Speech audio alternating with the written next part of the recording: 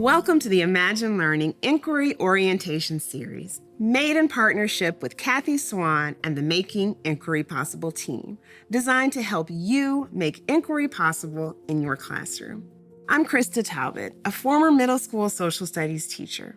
I'll be drawing on my 20 years of experience in the classroom as your guide on the next step in your inquiry journey.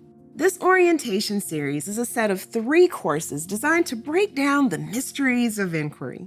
We'll provide you with manageable steps, an easy checklist, and a viewer challenge that will help you create an exciting and engaging inquiry-based classroom.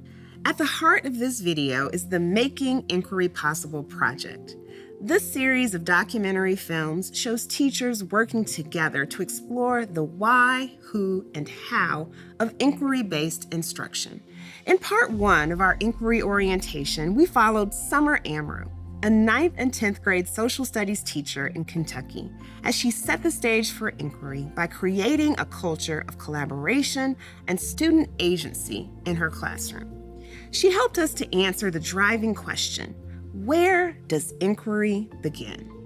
We learned from Ms. Amro that inquiry begins with educators creating a new classroom culture based on student agency and collaboration through consistent routines and structures. Today, we'll watch Ms. Amro meet with her professional learning community, which you'll hear me refer to as a PLC.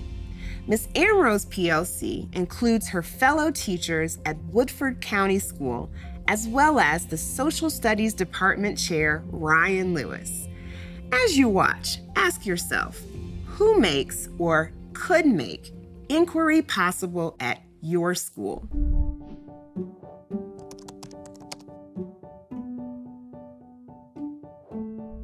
Next unit, so we're doing this, the judicial, our next unit, and then are we thinking about maybe wrapping up the year with another, or are we just gonna see what we have time for? Yeah, I don't know if there's already any inquiry out there surrounding like state and local government. Yeah. But we could make one. There's one already made on C3 about civic action. And then we could probably modify that to fit, because we've already done that like service learning project with the citizenship unit. But we could probably do some sort of extension to fit with that and into the state and local government unit at the end I of like that. the year. I liked ending the semester on the inquiry last Yeah. time, so I like Yes. the idea of ending Yeah.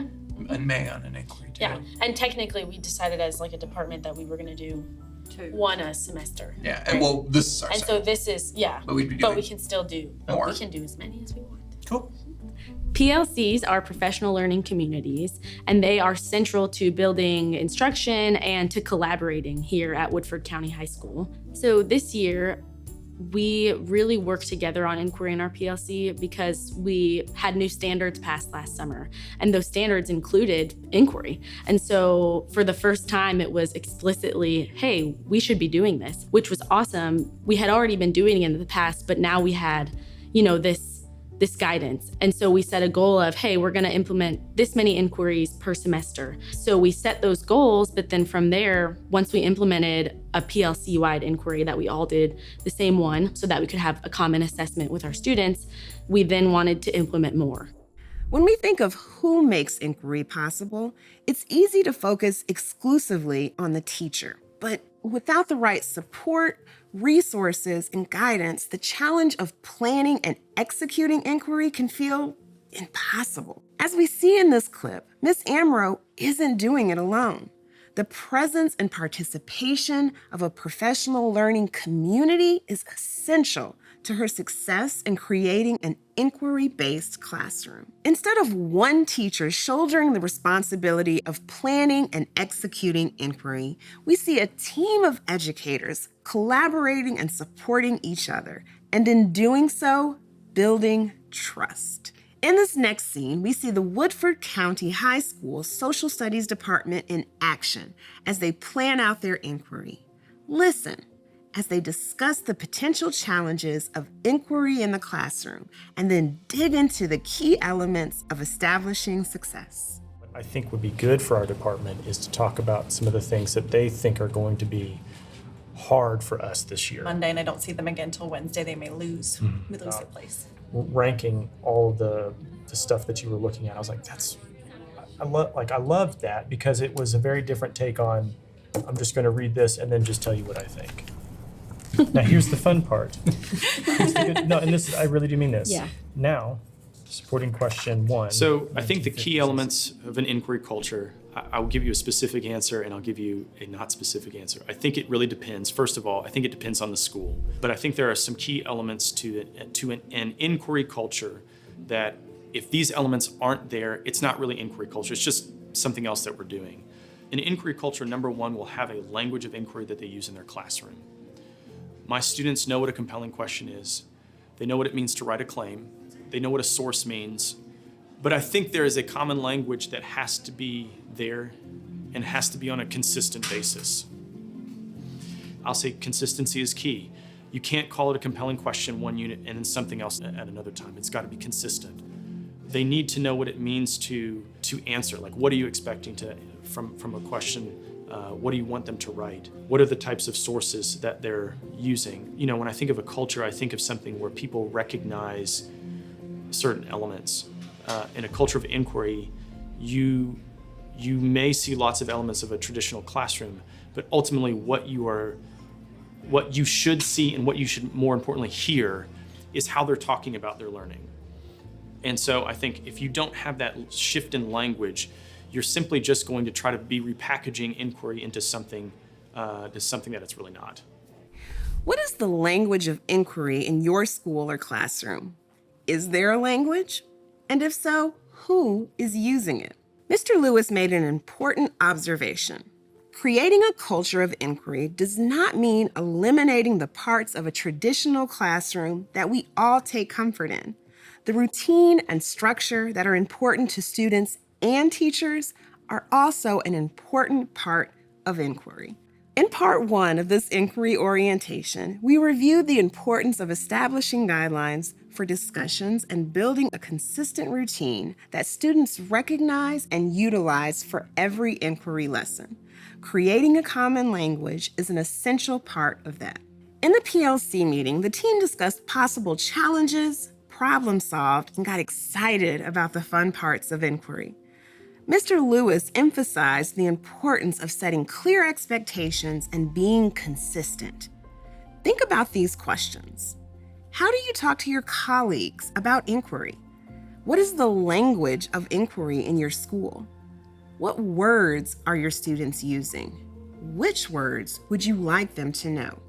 As you think about these questions, remember the importance of clear and consistent language for students.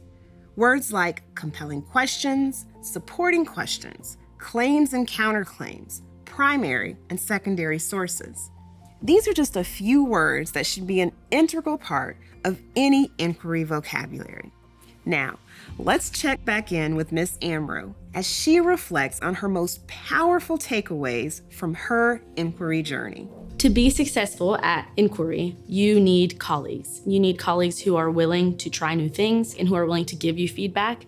And having a PLC has been really important to implementing inquiry because of those conversations that are had. And then even outside of that, you need administrators who understand that you're trying something new in your classroom and that it's not going to look like maybe traditional instruction that you've been doing or that other teachers have been doing. Maybe you're gonna mess up the first time, but administrators and colleagues who are willing to be forgiving and help you grow, because without being vulnerable, you're not going to grow and you're not gonna learn what you need to do to improve the instruction for your students.